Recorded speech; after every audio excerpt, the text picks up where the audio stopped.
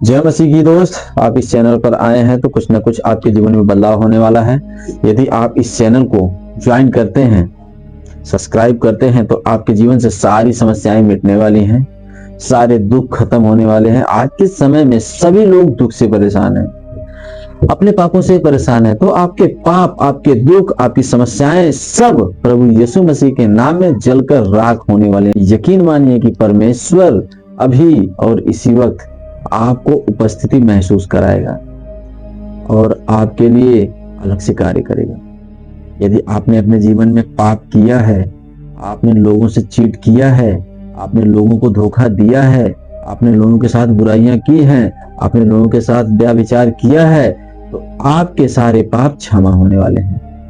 तो आप इस वीडियो में बने रहें, अपने पाप को क्षमा करवाने, अपनी जिंदगी को बदलने के लिए इस चैनल को लाइक, शेयर और सब्सक्राइब जरूर करें। प्रभु यीशु आपके जीवन में अलग से कार्य करेंगे। आइए हम शुरू करते हैं। जैसा कि आपने पार्ट 5 में देखा था मेरे दोस्त, कि जब कैन और हाबिल दोनों परमेश्वर के पास चढ़ावा लेकर गए थे। चढ़ावा का मतलब है कि भेंट। जब वो दोनों अपने कर्मों से कुछ थोड़े थोड़े भेंट लेकर प्रभु यहोवा के पास गए थे, तो परमेश्वर ने हाबिल की भेंट को स्वीकार किया और केन की भेंट को स्वीकार नहीं किया। तो केन क्रोधित हुआ और क्रोध में आकर अपने भाई हाबिल की हत्या कर देता है, खून कर देता है। परमेश्वर ने कहा कि तू जिस भूमि पर उसको मारा है, जिस भूमि ने तेरे मारने से उसके लहू को अपने मुंह में लिया है, तू उसकी ओर से शापित हुआ है और तेरा घात बहुत बड़ा अपराध है। अपराध मतलब गुनाह होता है। बहुत बड़ा गुनाह किया है तूने और तुझे इसके लिए माफ ना किया जाएगा। तब कैन बोलता है, कैन यहोवा से बोलता है कि प्रभु, ये मेरा जो दंड है ये मेरे सहन क्षमता से बाहर है। मुझे इतना बड़ा दंड क्यों दे रहे हो? मेरे अपराधों का इतना बड़ा सजा, इतनी बड़ी सजा मुझे मत दे। तूने मुझे इस मिट्टी से बनाया है, मैं तेरे दृष्टि के आड़ में रहूंगा और तू मुझे इतनी बड़ी सजा दे रहा है। तो प्रभु यहोवा कहते हैं कि जो कोई तुझसे घात करेगा, जो कोई तुझसे घृणा करेगा, उससे बदला लिया जाएगा और वो बदला 7 गुना ज्यादा लिया जाएगा। और प्रभु यहोवा ने उस कैन के लिए एक चिन्ह ठहराया। प्रभु यहोवा को डर था, प्रभु यहोवा के मन में यह बातें थी कि कैन को कोई पाए तो ऐसे उसको जान से ना मार दे, उसके प्राण ना छीन ले। इसलिए प्रभु यहोवा ने उस कैन के लिए एक चिन्ह ठहराया कि इस चिन्ह से कैन को लोग पहचान सकें। यह चिन्ह प्रभु यहोवा की तरफ से है। कैन अपनी पत्नी के पास गया, तो अपनी पत्नी के साथ रहने लगा। तो उसके कुछ दिन के बाद उसकी पत्नी गर्भवती हुई। गर्भवती बोले तो पेट से हुई, उसको बच्चा होने वाला था, वो प्रेग्नेंट हुई। जब उसने अपने पुत्र को जन्म दिया, उसका नाम हनोक रखा गया। जब यादा ने याबाल को जन्म दिया तो वह वहां तंबुओं में रहता था। वह भेड़, बकरियों, पशुओं में बल्कि उनका प्रवर्तक बन गया। और उसके भाई का नाम युबाल था। वह बीड़ा, बांसुरी यह सब बजाने में माहिर हो गया। माहिर मतलब प्रवर्तक हो गया। इन सब चीजों का ज्ञान हुआ उसको। और फिर आदम निकला। आदम अपनी पत्नी के पास गया तो उसकी पत्नी को एक और पुत्र प्राप्त हुआ और उसका नाम सेत रखा गया। और आदम ने कहा कि परमेश्वर ने मेरे लिए एक पुत्र दिया है। जो हाबिल के साथ कैन ने घात किया था, वैसा पुत्र दिया है, उसको अपना वंश ठहरा दिया। तो उसी समय से लोग यहोवा से प्रार्थना करने लगे। और आदम की वंशावली यह है कि जब परमेश्वर ने मनुष्य को बनाया तो उसने अपने ही स्वरूप में बनाया और दूसरों के स्वरूप में नहीं बनाया। परमेश्वर ने मनुष्य की सृष्टि की तो उनको नर और नारी के रूप में बनाया। नर और नारी के रूप में बनाकर उनका नाम पुरुष और स्त्री रखा गया। और परमेश्वर ने जिस दिन सृष्टि की रचना की थी, उस दिन पहले मानव को बनाया जिसका नाम आदम रखा गया। जब आदम 103 वर्ष का हो गया तो उसकी ही समानता में उसे एक पुत्र जन्मा जिसका नाम सेत रखा गया। और सेत के पश्चात, सेत के जन्म लेने के बाद आदम लगभग 800 वर्ष जीवित रहा। 800 वर्ष। और आदम के पास और भी बेटे और बेटियां जन्मे। इसके पश्चात यहाँ तक कि आदम की उम्र 903 वर्ष थी। दोस्तों, आप लोग समझ सकते हैं आज के समय में युवा 45, 50, 60 वर्ष नहीं जी पा रहे, लेकिन तब के समय में आज के 6000 साल पहले आदम 903 वर्ष जीवित था और उसके बहुत सारे पुत्र और पुत्रियां थी। उसने पूरा नगर बसा दिया था अपना। आज उसी नगर के हम लोग हैं। हम लोग किसी न किसी प्रकार से उनके ही वंशज हैं, क्योंकि हम लोगों का खून का रिश्ता जो एक दूसरे में परिवर्तित हो रहा है वो चला आ रहा है। और 903 वर्ष जीवित रहने के बाद आदम की मृत्यु हुई और वह परमेश्वर के पास गया, जहां परमेश्वर का सिंहासन स्वर्ग में लगा हुआ है और परमेश्वर के साथ वह रहने लगा। और सेत 105 वर्ष जीवित रहा। तब उसका एक पुत्र हुआ जिसका नाम एनोस रखा गया था। एनोस, जब एनोस पैदा हुआ था, एनोस का जन्म हुआ था, उसके बाद सेत 800 वर्ष जीवित रहा। 800 वर्ष दोस्त, 800 वर्ष देखने में ऐसा लग रहा है ना कि कोई छोटी मोटी चीज है, लेकिन नहीं दोस्त। आज 6000 साल पहले से हम लोग परमेश्वर को मानते आ रहे हैं, जानते आ रहे हैं। आप तब सोचिए, तब के पुत्र या तब के आदमी पुरुष 800, 900 वर्ष जीवित रहते थे। अब आप बताइए, एनोस के पैदा होने के बाद सेत 800 वर्ष जिंदा रहा। और इतना ही नहीं दोस्त, 800 वर्ष जिंदा रहने के बाद सेत को और बेटे और बेटियां, मतलब और पुत्र और पुत्री पैदा हुए, जन्म लिए। जब तक उसकी मृत्यु नहीं हुई थी वह सेत 912 वर्ष जीवित रह के तब जाकर उसकी मृत्यु हुई थी। 912 वर्ष जीवित रहना कोई आम बात नहीं है दोस्त, कोई छोटी मोटी बात नहीं है, बहुत बड़ी बात है। और जब एनोस 90 वर्ष का हुआ तब उससे केनान का जन्म हुआ। केनान एनोस का पुत्र था। केनान, एनोस के 90 वर्ष होने के बाद केनान का जन्म हुआ। और केनान के जन्म होने के बाद एनोस 915 वर्ष जीवित रहा। मतुसेहल के जन्म के बाद हनोक 300 साल तक परमेश्वर के साथ चलता रहा। 300 साल दोस्तों, 300 साल कोई छोटी गिनती नहीं है, छोटे साल नहीं है, बहुत बड़े साल। 300 साल हनोक परमेश्वर के साथ चलता रहा। उसके हनोक के पास और भी बेटे और बेटियां जन्म ली। इस हिसाब से उसकी आयु 365 साल हो गई। और 300 साल परमेश्वर के साथ रहने के बाद भी, 365 साल जीवित रहने के बाद परमेश्वर ने उस पर अपनी दया दृष्टि दिखाई और उसे अपने पास बुला लिया, मतलब उसे उठा लिया। और उसके बाद मतुसेहल जब 187 वर्ष का हुआ तब उसे एक पुत्र जन्म हुआ। उसका नाम लेमेक रखा गया, जिसका नाम लेमेक रखा गया। जन्म के पश्चात मतुसेहल 782 वर्ष जीवित रहा और उसके और भी बेटियां और बेटी उत्पन्न हुई। इस प्रकार से मतुसेहल की कुल संख्या 969 वर्ष की हुई। 969 वर्ष जीवित रहने के बाद मतुसेहल मर गया, उसकी मृत्यु हो गई। और जब लेमेक 182 वर्ष का हुआ तब उसे एक पुत्र जन्म हुआ।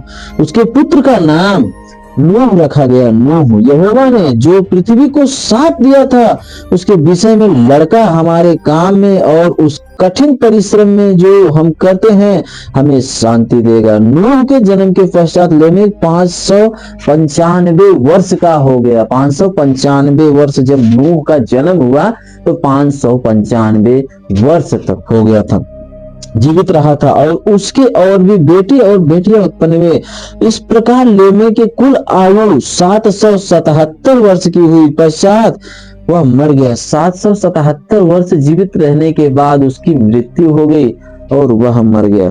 और नूह 500 वर्ष का हुआ और नूह से सेम और सेम हाम और येपेत का जन्म हुआ। इतनी सारी संख्या परमेश्वर ने बनाई सिर्फ आदम और उसकी पत्नी हब्बा से। अब बताइए, इतनी बड़ी जनसंख्या। अब तक के समय में लोग 900 वर्ष जीवित रहते थे और 900,000 वर्ष जीवित रहने का मतलब आप समझ रहे हैं मेरे दोस्त। इस हिसाब से तो हमारी कई पीढ़ियां निकल जाती हैं। और आज के समय में 65 वर्ष 70 वर्ष जीने में सारा का सारा काम खत्म हो जा रहा है। आदमी आज के समय में 20 साल का हो रहा है तो उसने पाप आ जा रहे हैं, अहंकार आ जा रहा है, एटीट्यूड आ जा रहा है और भी बहुत सारे गलत विचार आ जा रहे हैं। और उम्र वैसे ही छोटी होती जा रही है।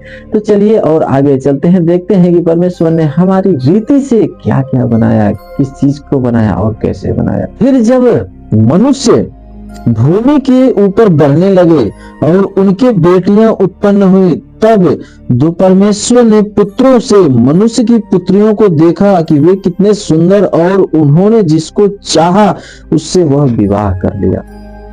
अपनी मनपसंद से वो लोग विवाह करते थे। खैर कोई बात नहीं, आज भी तो वैसा ही चल रहा है। तब यहोवा ने कहा, मेरा आत्मा मनुष्य से सदा विवाद ना करता रहेगा, क्योंकि मनुष्य भी शरीर ही है, उसकी 120 वर्ष ही होगी।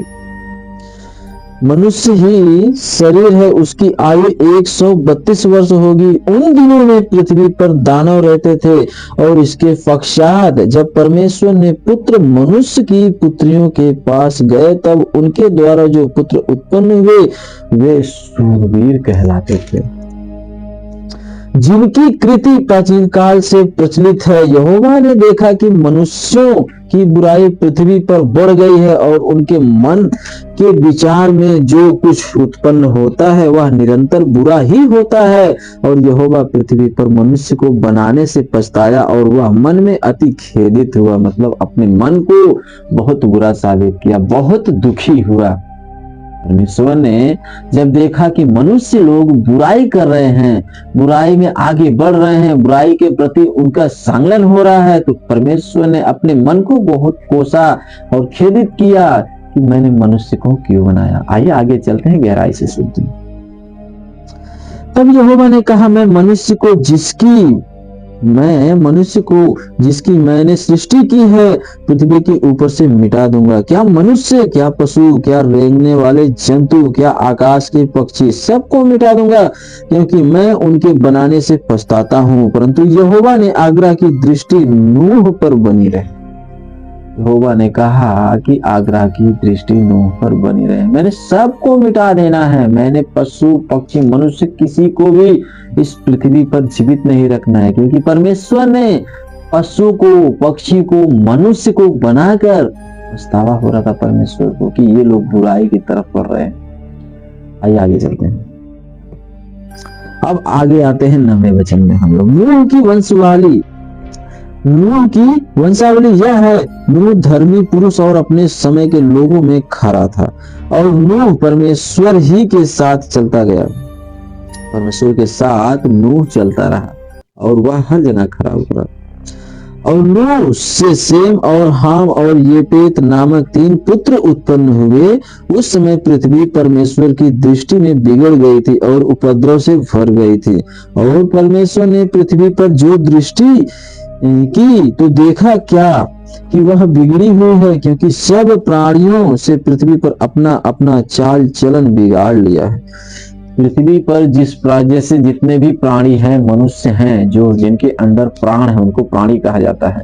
तो पृथ्वी पर आने के बाद उन सब लोगों ने अपने चाल और चलन को बिगाड़ लिया था, अपने मन को बिगाड़ लिया था, क्योंकि वो पाप में बढ़ते जा रहे थे। तब परमेश्वर ने नूह से कहा, सब प्राणियों के अंत करने का प्रश्न मेरे मन में सामने आ रहा है, क्योंकि उनके कारण पृथ्वी उपद्रव से भर गई है, इसलिए मैं उनको पृथ्वी समेत नष्ट कर डालूंगा। परमेश्वर ने कहा कि मैं उस पृथ्वी को नष्ट कर डालूंगा, इस प्राणियों के समेत, मतलब सबको एक ही साथ में नष्ट कर डालूंगा। इसलिए तू गोपेड़ वृक्ष की लकड़ी का एक जहाज बना ले, जिसमें कोठरियां बनाना और भीतर बाहर उस पर राल लगाना। इस ढंग से तू उसको बनाना कि जहाज की लंबाई 300 हाथ, चौड़ाई 50 और ऊंचाई 30 हाथ की हो। जहाज में एक खिड़की बनाना और उसके साथ 1 हाथ ऊपर से इसकी छत बनाना, और जहाज की एक ओर एक द्वार रखना, और जहाज में पहला, दूसरा, तीसरा खंड बनाना।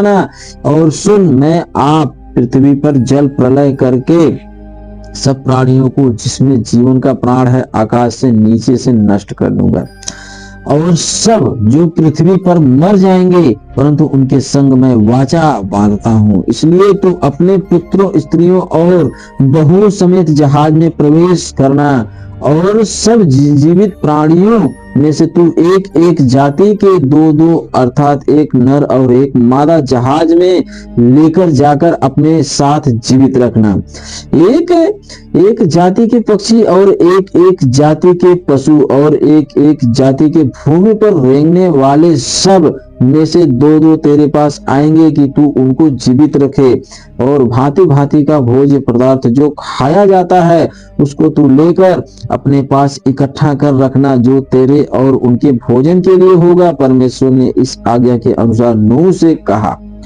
परमेश्वर ने आज्ञा दी, नूह को बताया कि तेरे इस जीवन में इस धरती पर जितने भी प्राणी हैं उन सब में से तू एक नर और एक नारी को अपने पास रखना और उन्हें खाने के लिए भोजन का भी प्रबंध करना, क्योंकि इस धरती पर प्रलय आने वाला है।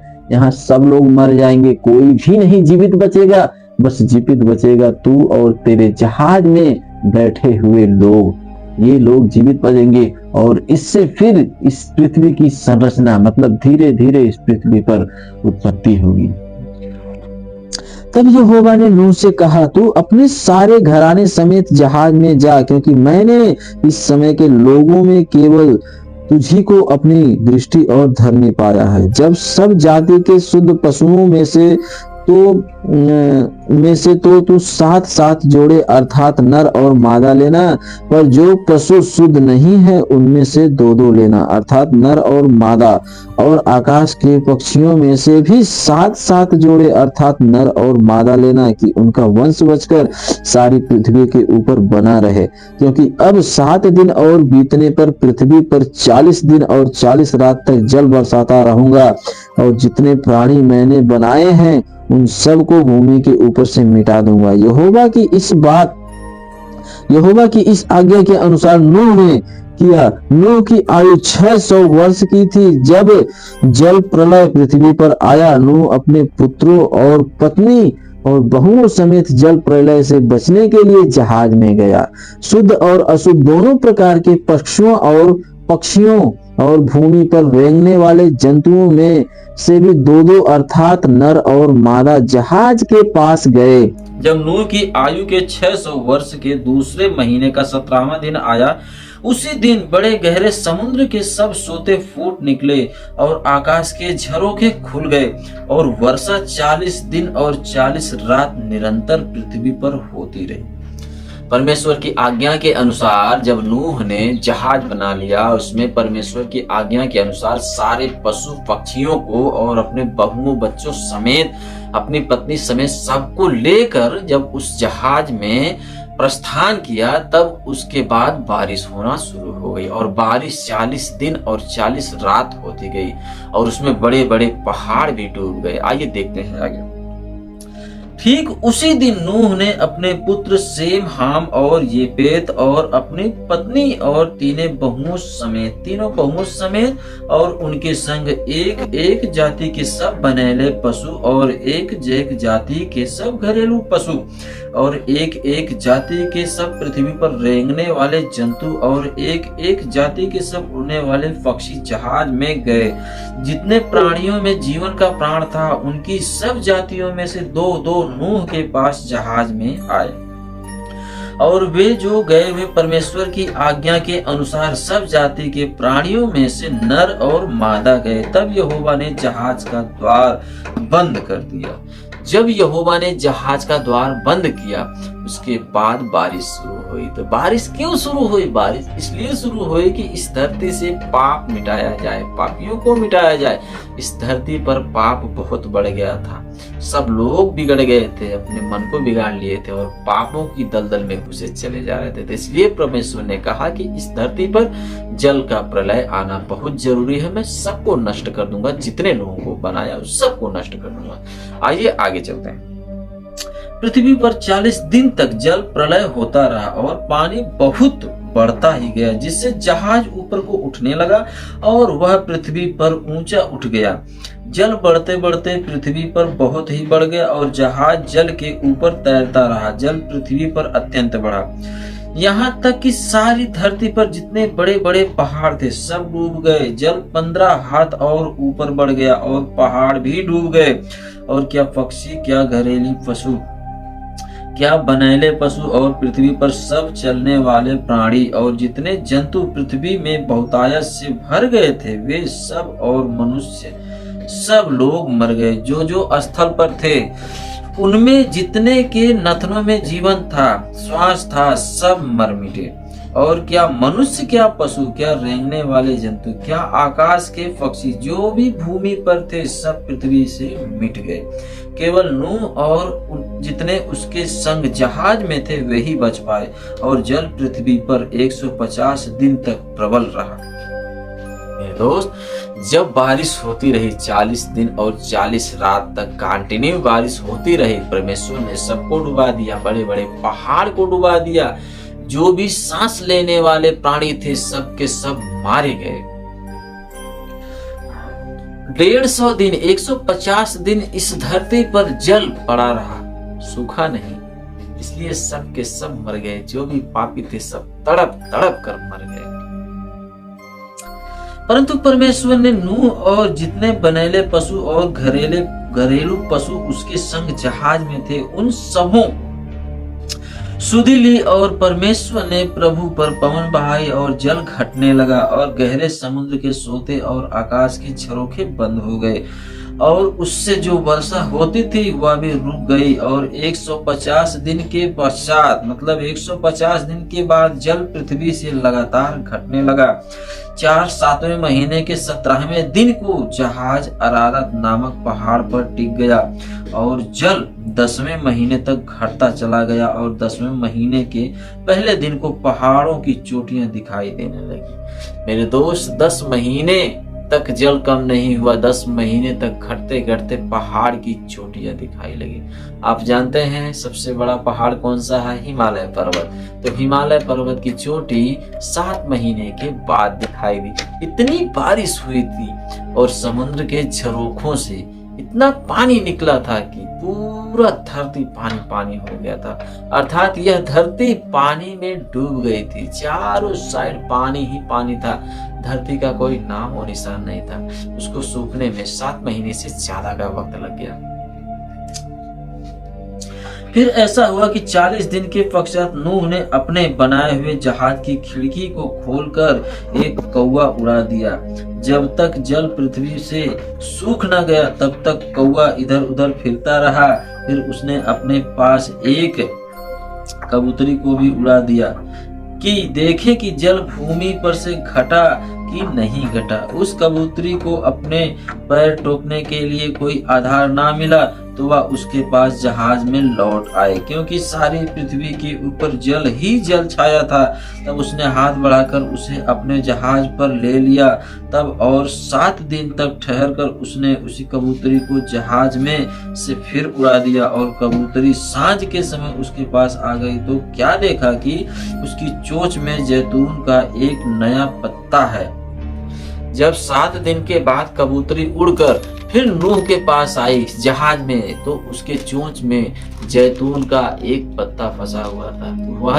वही जैतून है दोस्त, जिसका तेल हम लोग आज इस्तेमाल करते हैं। अपने चोट पे, फोड़े फुंसी पे जैतून का तेल इस्तेमाल करते हैं। ये वही जैतून था। आइए आगे चलते हैं। नूह ने जान लिया कि जल पृथ्वी पर घट गया है। फिर उसने 7 दिन और ठहरकर उसी कबूतरी को उड़ा दिया और वह उसके पास फिर कभी लौट कर नहीं आई।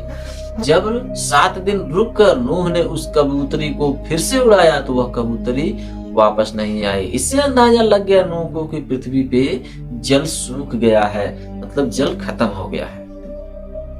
नूह की आयु के 601 वर्ष के पहले महीने के पहले दिन जल पृथ्वी से सूख गया। तब नूह ने जहाज की छत खोलकर क्या देखा कि धरती सूख गई है। और दूसरे महीने के 27वें दिन को पृथ्वी पूरी रीति से सूख गई। आमीन। मेरे दोस्त, ये जब सारे प्राणी मर गए, सब जल से मर गए, और जो बचे थे उड़ने वाले वह भूखों मर गए, क्योंकि जल के सिवा कुछ था ही नहीं पृथ्वी पर। तो जल कोई खा नहीं सकता, जल कोई पी नहीं सकता। अगर कोई जीवित रहेगा भी जल पीकर तो कितने दिन तक जीवित रहेगा? 7-8 महीने के बाद पृथ्वी सूख रही है। यहाँ 24 घंटा लोगों का मुहाल हो जाता है। आइए आगे चलते हैं। तब परमेश्वर ने नूह से कहा, तू अपने पुत्रों और बहु समेत जहाज से बाहर निकल जा। क्या पक्षी, क्या पक्षु, क्या सब भांति के रेंगने वाले जंतु जो पृथ्वी पर रेंगते हैं, जितने शरीरधारी हैं जीव जंतु तेरे संग हैं, उन सब को अपने हाथ से निकाल ले।